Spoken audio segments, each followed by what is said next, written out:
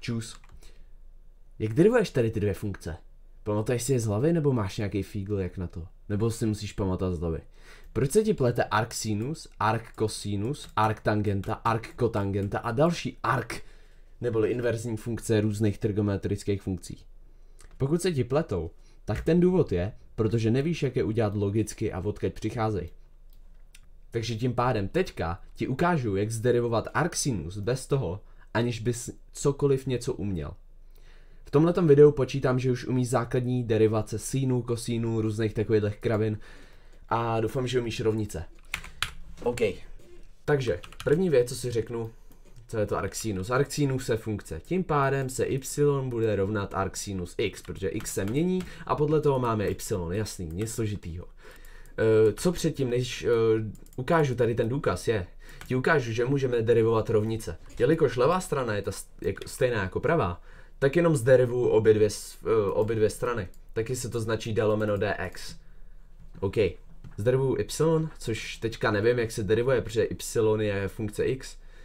Takže řeknu, že y je derivace y. To si nechám na později. A arcsinus x, to taky nevím. Takže vlastně jsem s tím nikam nepošel. OK. Musím dělat nějaký trik. Co mi teďka vadí, je to, že nevím, jak se derivuje ten arcsinus. To y si můžu nechat na později. Co můžu udělat obou stranám, abych se ho zbavil? Zkusím to zrušit tím dalším sínem, ne? Že všechno dám do sínu. Samozřejmě, jelikož to je rovnice, tak musím i to y dát do sínu. Takže sinus y. No jo, ale když zabalím arcsinus do sínu, tak mi vznikne x. Že jo? Protože když napíšu 5 plus 1 a minus 1, tak se mi vrátí ta 5, že jo? Dejme tomu, že tady to je ten sinus a tady to je ten arcsinus. Je to prostě inverzní funkce. Alright. Řeknu, že tady máme x, boom. Co teďka můžu udělat? Máme tady x, to se přece derivuje hrozně hezky. Zkusím to zderivovat, jen tak ze srandy. Možná nám to něco dá. ddx. Možná mi něco z toho dá. Sinus už umím derivovat a x taky. To je to nejjednodušší derivace. Takže už si rovnou napíšu derivace x, x je 1. Protože roste stejně. OK. Derivace sinu je přece kosinus. Ale jelikož y je funkce, tak musím zderivovat i y. Ale to přece já nevím, takže si zatím vyznačím to, že to je prostě derivace y a nechám to tak být. Jelikož chci vidět to derivace y, neboli derivace arcsinu, tak si ten kosinus dám na druhou stranu, neboli vydělím kosínem. Takže máme derivace y je 1 lomeno kosinus y. OK, máme teda něco, co nám vypadá o dost hezčic, že jo? Ale když se kouknu na to y, teď vlastně já chci vědět, já chci derivovat podle x a nechci mít tady vevnitř v tom kosínu, nechci mít arcsinus x, to je přece nechutný, že jo? Když si to zpátky takhle do toho napíšu, tak zjistím, že mi to furt vůbec nepomohlo. Mám tady kosinus a v tom arcsinus. Bohužel s tímhle já už vůbec nevím, co mám dělat. A možná to vypadá hůř, než to, co máme nahoře. Co jsme ale tady nahoře udělali?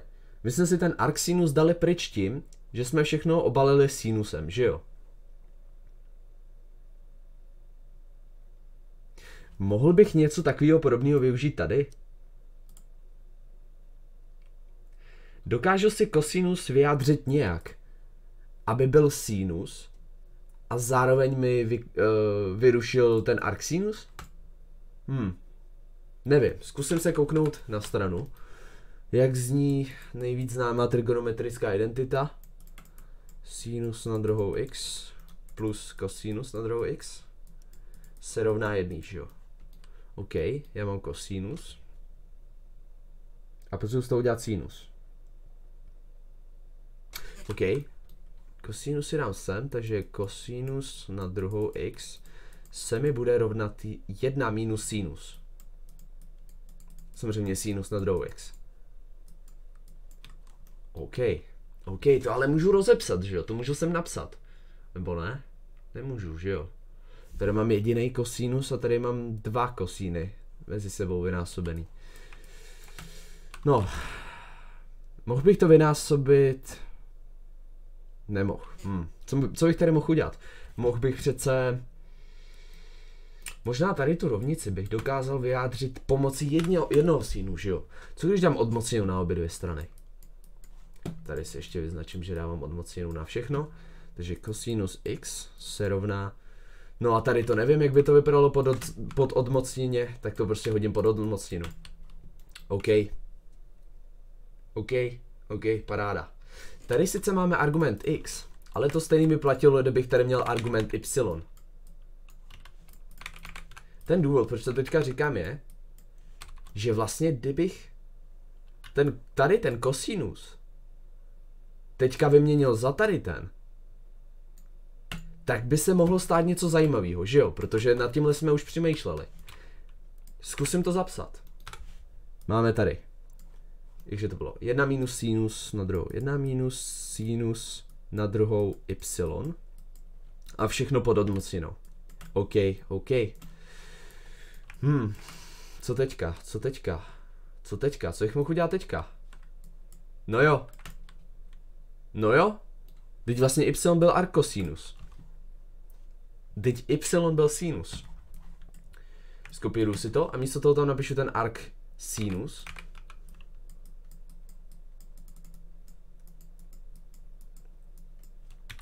Samozřejmě je to všechno pod odmocněnou. Aha, máme tady sinus a v něm arc sinus. Jelikož máme v něm sinus na druhou a v něm arc sinus x, tak se nám to x zrovna vrátí, ale na druhou. Takže derivace y zní 1 lomeno odmocněna z x.